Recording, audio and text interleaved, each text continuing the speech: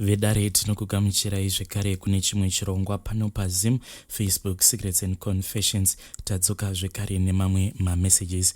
Regai tibva tapinda mumamessages edu atadzoka takakubatirai. Hanzi mukomanashi makadii, please post my story as hidden identity.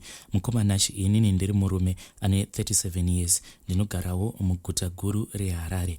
Asi handikwanise kutaura exactly kwandinogara nekuda kwekuti ndiri kuda kuviga chitupa changu. Ndine confession yangu yakati rebei, asi ndichazamawo kuti ndinge ndichitaura nyaya yangu muchidimbu, asi ndichaedza kutsanangura kuti imimi munge muchinzwisisa kuti zvigokwanisa kubatsira especially vanhu avo vangava vari vechidiki vari kukura kuti ivo vasazofamba nenzira idzo dzandakafamba nadzo. Nyaya yangu yakamira sekudai mukomanashi. Inini ndakaroora mukadzi wangu ndisingashandi. Mukadzi ndiye ainge achienda kubasa. Zvinova zvinhu zvandaigara ndichifunga mupfungwa dzangu, ndichiona mamwe mafriends angu ose achimukira achienda kumabasa vachifamba nemotikari dzimwe dzainge dzichidhura. Mukadzi wangu ainge asingacomplaini kuti sei ndainge ndisiri kuenda kubasa. Ainge achindikurudzira kuti ngatinamatei nekuda kwekuti nguva yaMwari ichasvika. Ende ndainge ndichimuteerera hongu inini nemudzimai wangu. Taitova nenguva yekuti taitomuka tichitonamata. Then mudzimai wangu akabva azotora loan kubasa kwavo achida kuzama kuti iye ange achindibooster kuti ndinge ndichiitawo business. Mukoma ndakabva ndapiwa about $2,000 kuti tinge tichitanga shop.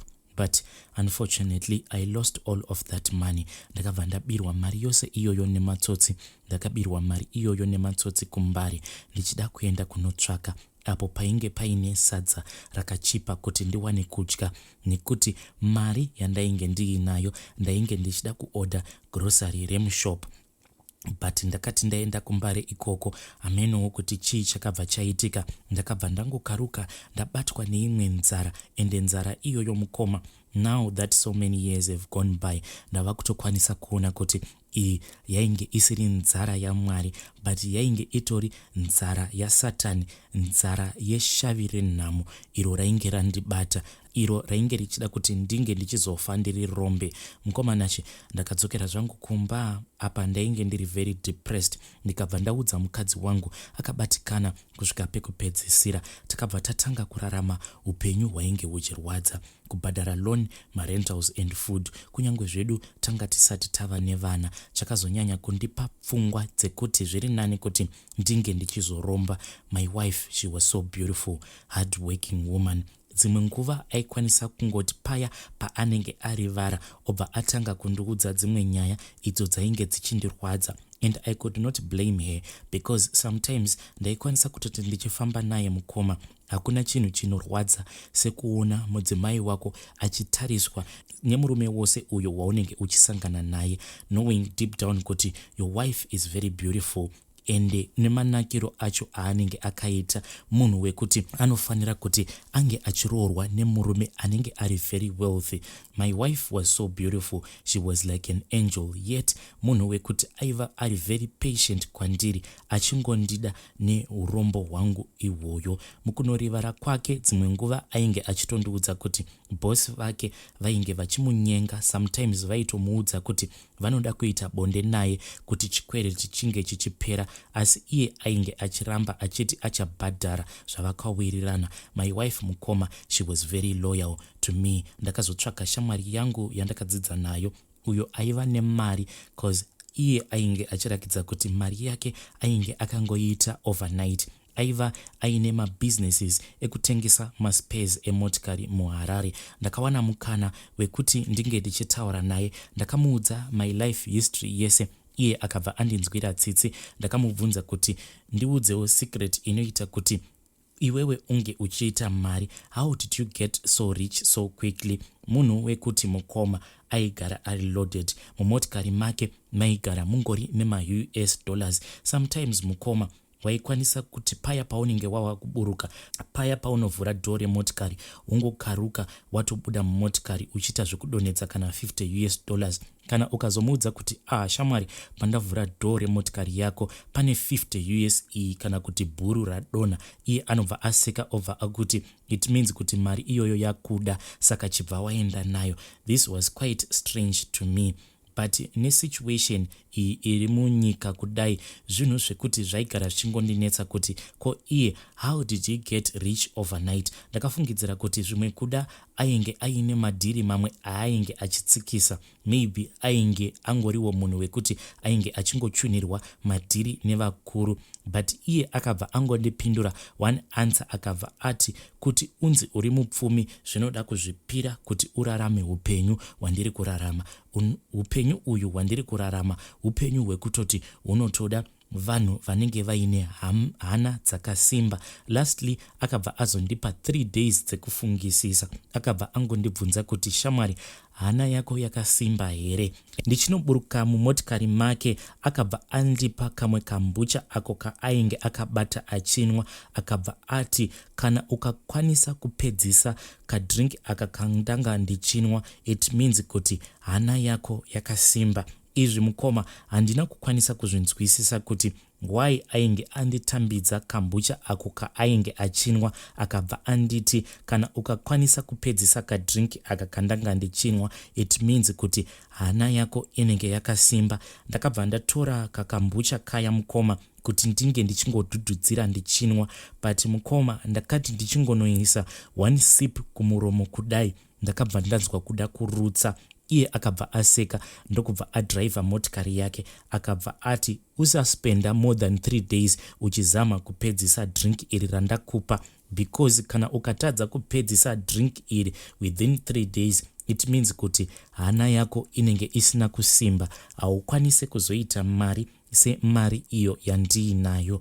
Mukoma, I only found out after I had finished that drink, and the drink iri mukoma ndakazotoripedzisa after 3 days dzacho. Zuva iroro rechi3 ndo pandakazozvipa zvivende kuti regai ndingoenda kuofisi kwake ndinge ndichinopedzisa kadrink ikako ndiri muofisi make. Ende ndakapedzisa drink iroro mukoma ndirimo muofisi make, iye achingondiseka. Ndakati ndapedza kunwa kakambucha ikako, iye akabva andiudza kuti the reason why ndainge ndichinzwa kuda kurutsa pose pandainge ndichizama kunwa kakambucha ikako inhau yekuti ainge akamixa drink iroro nespirit. Zvekare mukati mekakambucha ikako maiva neimwe midzi iyo inovava. Zvekare ainge akadira salt, ende zveshuwa mukoma kakambucha aka kainge kachivava. Waisakwanisa kukanwa ruviri ukasanzwa kuda kurutsa. But ndakabva ndashingirira iye achingondiseka kudaro, ndikashingirira kusvika ndapedza kukanwa. Kuzoita ushingi hwekupedzisa kadrink aka inhau yekuti ndainge ndatsamwa, zvekare ndainge ndazvipira. Plus mukadzi wangu ainge andiudza kuti iye ainge adzingwa basa ende ainge atsvakirwa mhosva naCEO uyo ainge achimuda, saka akabva asiya basa, haana kana chaakapiwa. Ndakafunga kuti kudzokera kumusha kunorima madomasi hazviite, ndokubva ndangozvipira. Then shamwari yangu akabva azoti paya pandainge ndapedza kunwa kakambucha kaya, akabva ati zvino shamwari, ndazozviona kuti zveshuwa wakazvipira, nhamo hauchaidi, saka ndiriuda kukubatsira kuti iwewe unge uchizova munhu uyo achazodzinga nhamo kudzinza rekwenyu. Akabva ati iye ainge achida kundiendesa kune imwe n'anga yake, but akabva ati tisati taenda kun'anga kwake ikoko aifanira kuti atange aenda neni kune vamwe madzimai. Connection iyi mukoma yakabva yandinetsa kuti how come madzimai, how come n'anga? But ndo zvatakatanga taita mukoma, takabva tatanga taenda kune vamwe madzimai ndokubva tapiwa umwe munamato wekuti tinge tichifamba mune zvakanaka. Zvinhu izvi mukoma zvinhu zvakatondinetsa kuti ko nhai munhu akaromba anotoendawo achitononamatirwa naye, achitodawo kutoti akwanise kutofambawo mune zvakanaka, achitokumbirawo Mwari kuti vange vachimutungamirira munzendo dzake idzo dzaanenge aronga. Takaenda kuna madzimai vaya ndokubva tapiwa muteuro. Umwe wacho akabva anzi ange achikusha pamotikari pake, then akabva azodhiraivha neni ndokubva tazoenda kuMozambique. Tichinosvika kuMozambique kuya akangodarika nepabhodha mukoma asina kana passport. Kana kumbobvunzwa hana mukoma ainge achingobvisawo mari pano nepapo, but kunyange motikari yake mukoma handiti pabhodha chinhu chavanomeka sure kuti chakrosa bhodha mune zvakanaka emotikari, but motikari yake mukoma kunyange mapepa ayo iye akazototi tava pabhodha ndakanganwa bhuku remotikari yangu kumba, but sezvisinei akabva angoti tinongodarika mhani.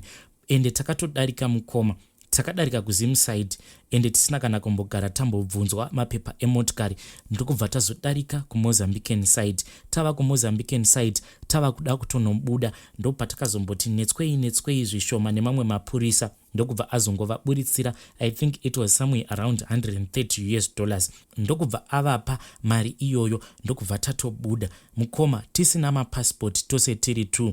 Motikari yainge isina kana mapepa ende ainge achitoti bhuku remotikari ainge arikanganwa, ende iye mukunobuda mubhodha akabva aseka akati wazvionaka kuti madzimai is very powerful. Ndokusaka madzimai ava ndichigara ndakavaisa padhuze because I know her, she is very powerful, minamato yavo ine simba.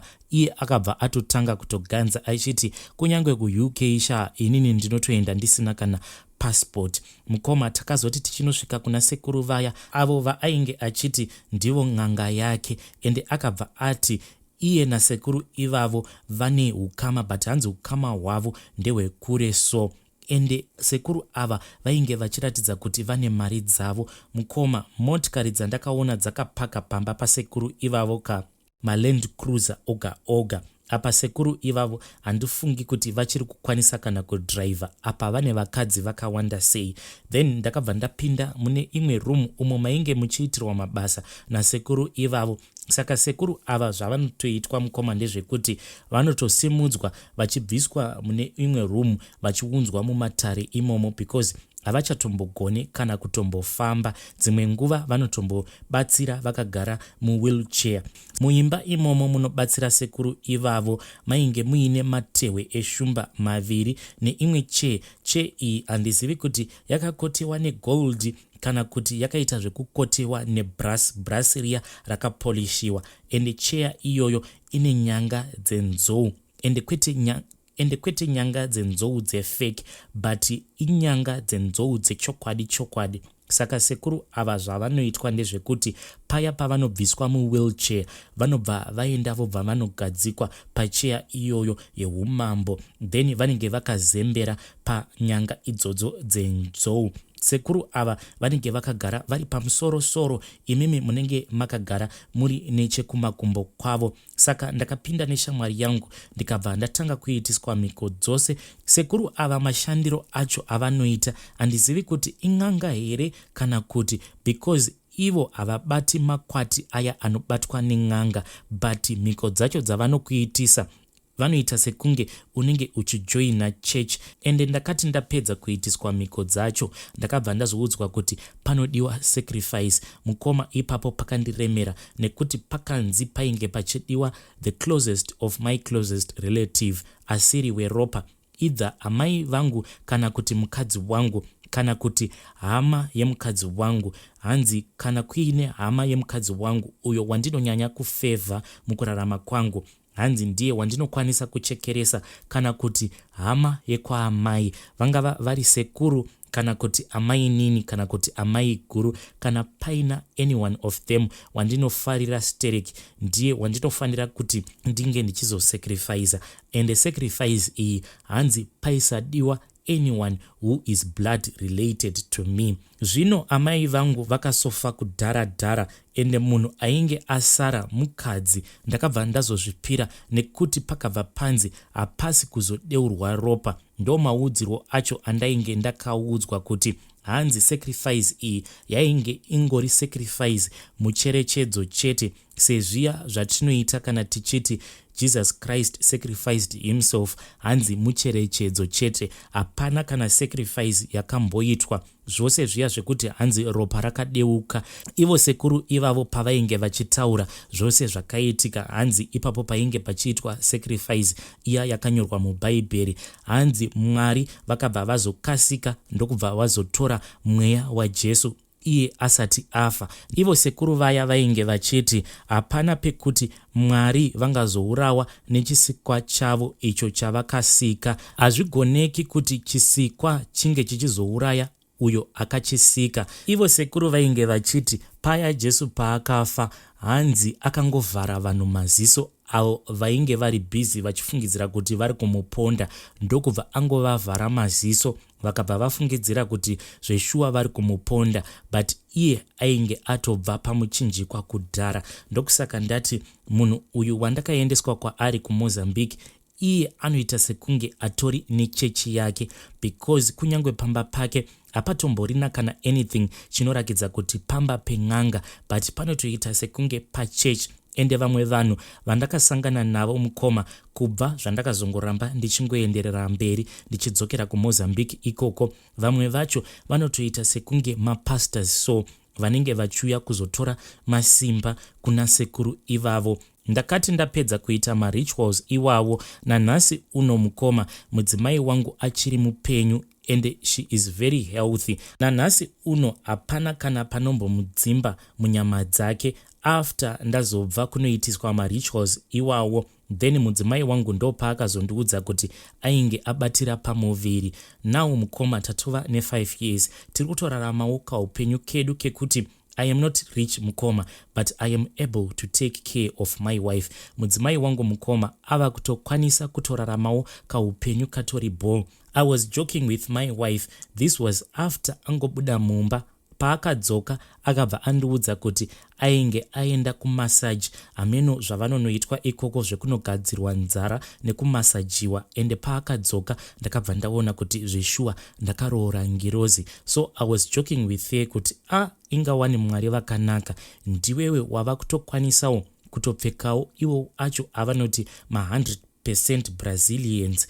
Iyewo mudzimai wangu akabva atofara kutoenda kuchechi, inini naye tinotoendawo kuchechi. Ende iye mudzimai wangu haazivi kuti in my desperation pane zvandakazobata, but so far kubata kwacho kwandakaita mukoma, I have not seen any negative effect, because ndiri munhu wekutoti ndiri kutoshandawo, ende pandinomukira makuseni ndichiti ndiri kuendawo kukabusiness kwangu, ndiri kutoona kuti mari yangu mapindiro ayo ainoita akatosiyana nemapindiro ainoita kubusiness reshamwari yangu, because kubusiness reshamwari yangu mari yacho inongoita sekunge inongonyuka out of nowhere, but inini ndine tuma hardwares twangu. Ndinotoona kuti zveshuwa dzimwe nguva kunenge kwakatodzvanya, but inini kutuma hardware twangu zvino hazvizodzvanye zvekuti handikwanise kuzotengesa about $200 a day.